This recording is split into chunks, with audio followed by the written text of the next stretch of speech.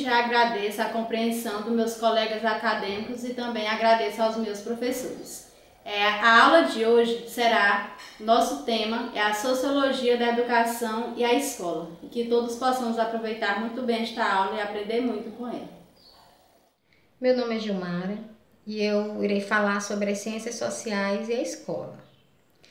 Como nós sabemos, a Revolução Industrial ela foi um momento de grandes transformações pelas quais passou a sociedade moderna. E isso porque a Revolução Industrial ela trouxe um fenômeno muito grande, que foi a saída das pessoas do campo para a cidade em busca de trabalho, até porque foi um momento em que as grandes indústrias fabris estavam ofertando uma grande quantidade de vagas, para ocuparem os postos de trabalho, que até então passou a ser demandado. Então as pessoas saíram dos campos, para as cidades, para as zonas urbanas, em busca de trabalho. E isso acabou por gerar inúmeros problemas sociais. E Emile Durkheim, que foi o pai fundador da sociologia da educação, ele viu aí na escola uma importante ferramenta para ajudar a sociedade que naquele momento precisava se estruturar. E ele viu então na escola um instrumento poderoso de mudança, de transformações. E ele atribui à escola 3 papéis principais. Primeiro, a escola como um ensinador de hierarquia, de ensinamentos, capazes de mudar, de transformar a realidade da sociedade que naquele momento estava se estruturando. Então ele viu ali na escola a escola como um instrumento de função moralizadora da sociedade. Outro papel que ele atribui à escola foi promover no indivíduo o senso de pertencimento a um grupo. Porque até então a escola, para a maioria das pessoas, é o primeiro contato que ela tem com outras pessoas, é o primeiro convívio que ela vai ter com a sociedade. E é exatamente neste grupo que ele passa a pertencer, que ele vai aprender quais são os costumes, os comportamentos, os valores aceitáveis para uma sociedade. E o terceiro ponto que Emile Durkheim classifica como papel da escola é promover no indivíduo o senso de autonomia. Ou seja, é na escola que o indivíduo vai aprender a se posicionar, a tomar suas próprias decisões, suas atitudes, que irão contribuir direto ou indiretamente para o benefício da sociedade e a si próprio ao longo de toda a sua vida em sociedade. Vamos abordar aqui um pouco sobre os principais percursos teóricos da sociologia da educação. Nesse percurso temos a presença de alguns teóricos, como os Pierre Bourdieu e Tal Compasso, e também, como já foi mencionado, um dos principais autores da sociologia da educação, Emile Durkheim. Este autor argumentava que a educação é, por excelência, objeto da sociologia. Para ele, a educação é um fenômeno social objetivo e que deve ser estudado. E como veremos, a sociologia da educação transpassa o plano teórico, pois proporciona o conhecimento da sociedade e, consequentemente, da escola, que é uma instituição social, aonde se tem um objeto de transformação social. Dessa forma, nos dias atuais, a sociologia da educação propõe uma investigação a realizar um mapa da realidade escolar. A partir dos resultados, vai ser analisados e refletidos por aqueles que buscam resolver os problemas da educação. A escola e suas relações constituem o objeto da sociologia da educação.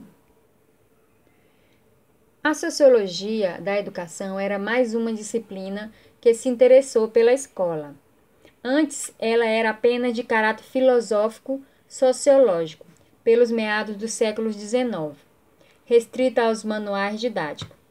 No ano de 1960, a sociologia da educação emergiu com mais força no campo científico, mostrando que a educação era um investimento produtivo, tanto para o indivíduo como para a comunidade.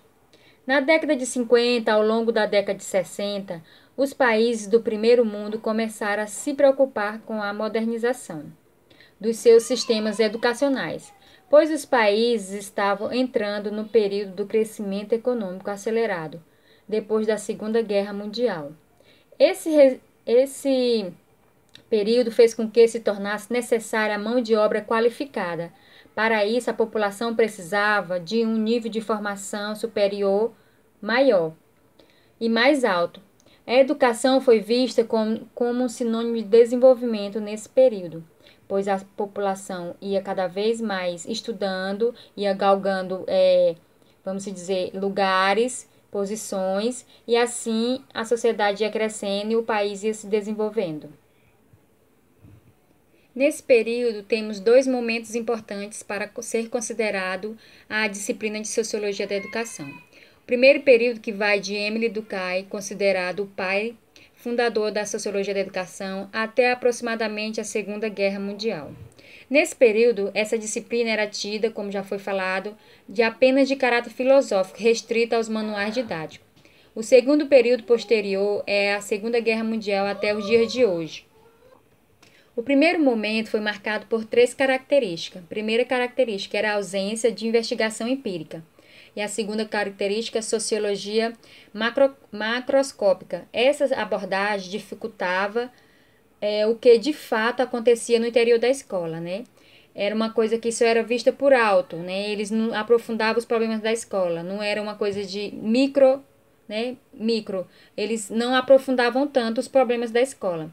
E a terceira característica, a sociologia se reduzia apenas a uma matéria de ensino, ou seja, ela ainda não era tida como uma disciplina de campo científico. Nesse período, os sujeitos não pertenciam a uma classe, não tinham voz, sua origem era desconhecida e pertenciam a uma categoria que eles chamavam de abstrata.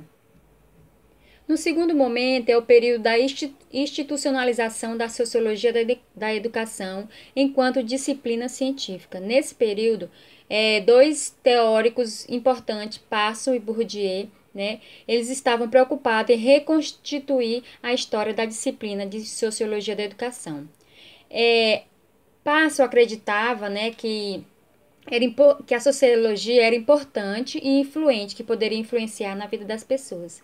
E ele representava a corrente estrutural funcionalista, que tem como visão resistência e funcionalista da sociedade.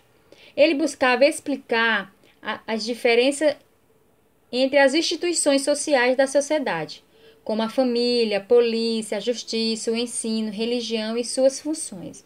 Para Passo, os sistemas são abertos e voluntários, né? Ou seja, o indivíduo é livre para escolher com quem quer casar, o que vai estudar, o que vai fazer da vida e etc., desde que exista um mecanismo de regulação econômica ou social. Já para Bourdieu, esse período foi marcado por um tema de desigualdades escolares e foi influenciado pelos movimentos sociais da Europa na época e da América, buscando reivindicações por uma universidade igual para todos, menos elitista, né? Chegando a todas as classes sociais. Mesmo com essas lutas e esses movimentos sociais, foi percebido que a população não aderiu à democratização escolar. Eles não, de fato, entraram na escola, né? E foram estudar para poder adquirir um melhor conhecimento. Esse momento ele é chamado de desilusão e do desencanto, em relação ao papel da escola na teoria de Bourdieu, né? É chamado de teoria da reprodução. Para o autor, o campo escolar, o campo escolar contribui para a produção, reprodução e legitimação das igualdades.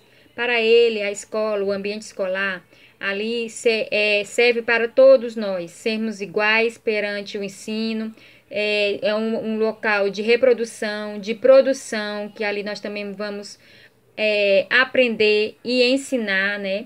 E de fato vamos ter os direitos cedidos a todos por igual. Para ele era muito importante a questão da escola, era isso que ele buscava no seu período que ele viveu. Eu irei falar sobre a escola, a sala de aula e seus sujeitos em uma perspectiva sociológica. A educação é um processo de construção pessoal e social que se dá através da família e da sociedade. Pais e alunos devem entender que a vida futura se dá através da educação, e quem estuda terá um futuro melhor. Dessa forma, a progressão do sistema escolar seria um caminho para ter uma profissão melhor quando crescer e, consequentemente, melhores condições sociais. A organização socioterritorial da cidade é relevante porque a criança é educada na família, na escola e no bairro em que ela vive. Se ela se acostumar a ver pessoas sem estudos, pessoas sem escolarização, se dando bem na vida, ela vai seguir aquele exemplo. Mas se ela viver no meio em que as pessoas estudam e as pessoas crescem na vida por causa do estudo, então elas também vão seguir aquele exemplo. A família e a sociedade é uma base muito importante para esta criança. As próximas gerações serão pais escolarizados. O segredo está na valorização do papel do educador, na melhoria das condições de trabalho e na possibilidade de ter uma carreira que lhe permita que ele atue.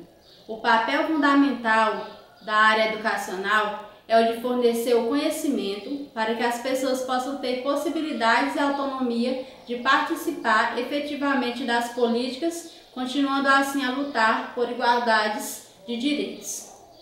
A educação tem como papel fundamental o desenvolvimento do ser social, pois através dela o indivíduo se desenvolve em todos os aspectos morais, políticos, físicos e intelectuais. Tanto pais e professores, sendo estes os principais responsáveis por esses indivíduos, têm um papel determinante e delicado. O pai é em casa. Ele tem que ensinar o filho, educar o filho para viver melhor na sociedade. E o professor, ele lhe ensina as coisas que ele deve aprender e como ele irá crescer na vida. Para Durkheim, a principal função do professor é formar cidadãos capazes de contribuir para a harmonia social. É preciso melhorar a qualidade de ensino, criando novas escolas com infraestrutura adequada, com profissionais bem remunerados, com a inclusão de todos na escola, sem distinção de classe, raça e religião, onde todos sejam instruídos a criar conhecimento, a participar de informações que fazem parte da realidade atual e tem como exemplo o avanço tecnológico. Aqui no Brasil, a educação deve estar inserida em todas as classes sociais, independentemente da cultura e da religião. E, segundo a nossa lei, a educação é direito de todos e é dever do Estado. E que nós possamos ter uma educação melhor, que possamos ter professores melhores, que alunos possam crescer melhores para que a nossa sociedade seja muito melhor do que o que é hoje. A desigualdade escolar como objeto da sociologia da educação. Desigualdade é um conceito que afeta a sociedade diretamente, principalmente onde os países não são desenvolvidos, onde há um desequilíbrio no padrão de vida dos habitantes, na economia, na escola, no trabalho. Escola é uma instituição que se dedica ao processo de ensino e de aprendizagem, onde os alunos e o docente eles estão juntos, lado a lado. A escola é uma das instituições mais importantes da vida de uma pessoa, talvez também como uma das primordiais da família, já que na atualidade ela é estabelecida como que desde criança a pessoa já tem que fazer parte da escola, ela já tem que estar na escola desde a infância. No passado, esse processo de aprendizado era algo limitado aos setores mais poderosos da sociedade. Assim como a maioria que iriam para a escola eram pessoas ricas, né? A maior parte da população ela não tinha ensino básico e não tinha nenhum tipo de aprendizado necessário para a vida. A única atividade que eles tinham era na área mesmo do trabalho deles. O aprendizado que eles tinham era na área do trabalho. E essa foi a nossa aula de hoje, falando sobre a sociologia da educação e a escola, e que possamos ter aprendido muito. Obrigada a todos e até a próxima aula.